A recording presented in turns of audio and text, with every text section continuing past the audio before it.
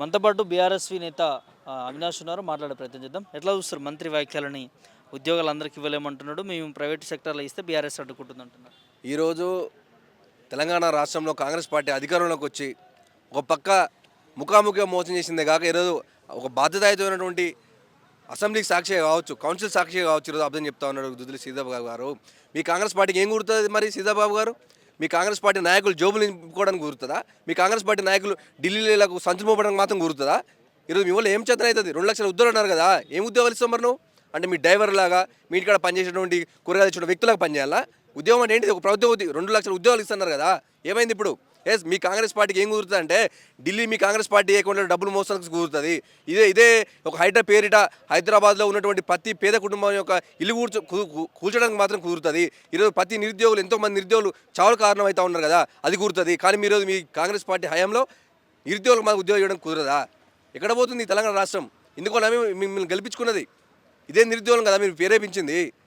2 లక్షల ఉద్యోగాలు ఉన్నారు కదా శ్రీధర్బాబు గారు, ఏమైంది మరి ఇప్పుడు? ఏం గుర్తుంది మీ ప్రభుత్వం వల్ల?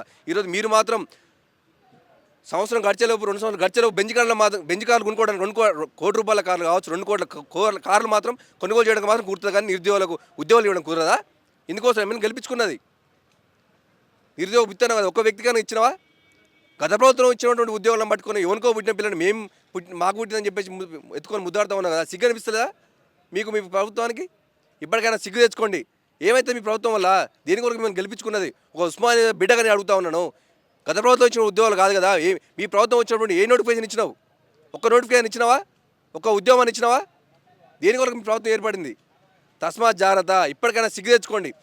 కొంచెం ఇంగ్లీష్ జ్ఞానం ఉండాలి కదా. ఒక కౌన్సిల్ సాక్షిగా చెప్తా ఉన్నావు ఈరోజు అందరికీ ప్రభుత్వ ఉద్యోగం కుదరదు. మరి ఏం కుదురుతుంది? మీ ప్రభుత్వం వల్ల ఏం కుదురుతుంది? ఏం చేతనైతే మీ ప్రభుత్వానికి? ఉద్యోగాలు ఇచ్చారు అనేది కూడా అంశం ఉంటుంది కదా. ఎన్ని వచ్చాయి మరి కాంగ్రెస్ వచ్చినాక? ఈ కాంగ్రెస్ పార్టీ వచ్చిన తర్వాత గత ప్రభుత్వం వేసినట్టు నోటిఫికేషన్కి పోలీసు ఉద్యోగాలు మేము 60,000 వేసినాం, 70,000 వేసినాం, 80,000 వేసినాం అంటారు కదా. ఎవరి హయాంలో నోటిఫికేషన్ వచ్చింది? ఎవరి హయాంలో పరీక్షలు పెట్టారు? ఎవరి హయాంలో వాటికి ఫైనాన్స్ క్లియరెన్స్ వచ్చింది? ఈరోజు నిరుద్యోగులైనా మీలాగా దందాలు చేసి రియల్ ఎస్టేట్ చేసి రాజకీయాలకు రాలే కదా. నిరుద్యోగం అంటే వాడు చదువుకొని వస్తాడు. ఒక యూజీ కావచ్చు, పీజీ చదువుకున్నటువంటి వ్యక్తికి తెలుసా? నీకు తెలుసా? నీలాగా రాజకీయ నాయకుడు కావాలంటే దందాలు చేయొచ్చు, లేదా మడ్డలు చేసి రాజకీయంకి వచ్చి మీ డబ్బు సంపాదించుకుని రాజకీయాలకు వచ్చారు. కానీ ఒక నిరుద్యోగ వాడు ఎంతో కష్టపడి యూజీ పాస్ అయ్యి, పీజీ పాస్ అయ్యి, పిహెచ్డీ పాస్ అయి ఉన్నటువంటి వ్యక్తులను పట్టుకునే వ్యక్తులకు తెలియదా నువ్వు వేసిన ఉద్యోగాలు 1, 2, 2,000, 3,000 అనేది? ఇప్పటికైనా సిగ్గు తెచ్చుకోవాలి మీ ప్రభుత్వం. బీఆర్ఎస్ పార్టీ అడ్డుకుంటుంది. లగచర్ల ఇష్యూని కూడా మాట్లాడుతూ ఉన్నారు. మేము ప్రైవేట్ సెక్టార్లో ఉద్యోగాలు ఇవ్వడానికి ప్రయత్నం చేస్తూ ఉంటే బీఆర్ఎస్ పార్టీ అడ్డుకునే ప్రయత్నం చేస్తుంది అన్నట్టుగా కొన్ని ప్రతిపక్షాలు అన్నారు. ఆ ప్రతిపక్షం బీఆర్ఎస్ పార్టీగా ఏం చెప్తారు? మేము ప్రతిపక్ష పార్టీ కావచ్చు, గతంలో ఇదే కేటీఆర్ గారు ఐటీ శాఖ మంత్రి ఉన్నప్పుడు వివిధ దేశాల నుండి, ప్రపంచ దేశాల నుండి వచ్చినటువంటి ప్రతి జిల్లాకు హైదరాబాద్ నుండి ఖమ్మం దాకా కూడా ప్రతి జిల్లా కేంద్రంలో ఒక ఐటీ హబ్ పెట్టి ఉద్యోగాలు ఇవ్వలేదా? అవి కదా ఉద్యోగాలు అంటే. ఈరోజు ఎక్కడో లంబాడికి సంబంధించినటువంటి మహిళల వాళ్ళ యొక్క జాకెట్లు జింపి మరి భూములు లాక్కోవాల్సిన అవసరం ఉన్నది. ఈరోజు మీ అల్లుడి కోసం కాదా? ఆ యొక్క కంపెనీ లగచర్లో ఉన్నటువంటి భూమిని మీ అల్లుడు కంపెనీ కోసం ఇస్తుందికే కదా రేవంత్ రెడ్డి గారు. ఈరోజు మీ ముఖ్యమంత్రిని చేసింది కేవలం మీ అల్లుడు మీ బిడ్డల కోసమేనా? కాదు కదా. ఈరోజు లంబాడి సంబంధించినటువంటి మహిళల జాకెట్లు గుంజి మరి వాళ్ళ మీద దాడి చేసి గుంజుకోవాల్సిన అవసరం ఉన్నది. ఆ భూములను తీసుకోవాల్సిన అవసరం ఉన్నది. వాళ్ళు ఏడుస్తూ ఉన్నారు. దాదాపుగా వాళ్ళని దగ్గర నెల రోజులు వాళ్ళు జైల్లో పెట్టాల్సిన అవసరం ఉన్నది. నువ్వు నీతిగా నిజాయితీగా భూమిని వాళ్ళు సేకరించాలంటే దానికి పద్ధతి ఉంటుంది కదా. ఎందుకు వాళ్ళు నెల రోజులు జైల్లో ఎందుకు పెట్టాల్సిన అవసరం ఉన్నది? తప్పకుండా తస్మాత్ జాగ్రత్త రేవంత్ రెడ్డి గారు. మీకు రోజులు పడ్డాయి. మీరు చేసినటువంటి అరాచకాలు కావచ్చు, అవినీతి కావచ్చు, ప్రజలందరూ కూడా ఈరోజు సోషల్ మీడియా వేదికలు కావచ్చు, ప్రతి ఒక్కటి కూడా గ్రామ స్థాయి నుండి మొదలు పెడితే హైదరాబాద్ ఉన్నటువంటి సిటీ స్థాయి దాకా వారు కూడా అన్ని చూస్తూ ఉన్నారు ప్రజలు. తస్మాత్ జాగ్రత్త. బీఆర్ఎస్ పార్టీ ఉద్యోగాలు ఇస్తే అడ్డుకుంటుందా అనే అంశం ఒక పెద్ద క్వశ్చన్గా మారుతుంది. దీన్ని ఎట్లా చూస్తారు? నిజంగానే ఉద్యోగాలు ఇస్తుంటే మీరేమైనా అడ్డుకుంటున్నారా? బీఆర్ఎస్ పార్టీ ఎందుకు అడ్డుకుంటుంది? ప్రతి ఒక్కరు కూడా సాధిస్తారు కదా. బీఆర్ఎస్ పార్టీలో ఉన్నటువంటి వ్యక్తులకు పిల్లలు లేరా, కొడుకులు లేరా, బిడ్డలు లేరా? వాళ్ళకు ఉద్యోగం రావాలని చెప్పేసి వాళ్ళకి అనిపించదా?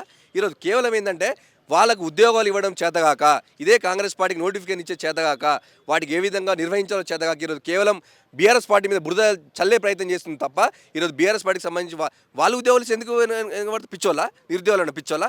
ఈ కాంగ్రెస్ పార్టీ లేక మాయమాటలు చెప్పి అధికారంలోకి వచ్చారు కదా, 6 గ్యారెంటీలు అని చెప్పేసి ఒక గ్యారెంటీ నెరవేర్చినావా?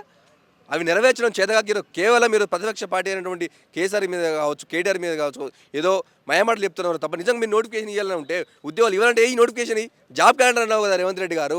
ఇదే అసెంబ్లీ శాఖ మీకు గెలిచినటువంటి 100 రోజుల జాబ్ క్యాలెండర్ ఇస్తున్నావు కదా, ఏమైంది మరి?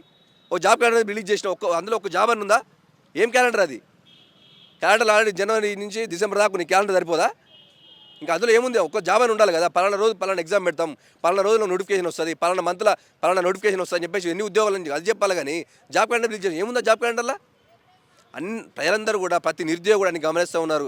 ఈ కాంగ్రెస్ పార్టీకి రానులలో బుద్ధి చెప్పడానికి తస్మాత్ జాగ్రత్త. తప్పకుండా రానున్నటువంటి ప్రతి ఎన్నికల్లో మీకు బుద్ధి చెప్పడానికి ఉస్మానియా యూనివర్సిటీ నిరుద్యోగులందరం కూడా కంకరంగా బద్దులమై ప్రత్యేకంగా మీ కాంగ్రెస్ పార్టీ చేసినటువంటి మోసాన్ని మాత్రం తప్పకుండా మేము వదిలిపెట్టే ప్రసక్తి ఉందని చెప్పి నేను ఈ ప్రభుత్వాన్ని హెచ్చరిస్తా ఉన్నాను.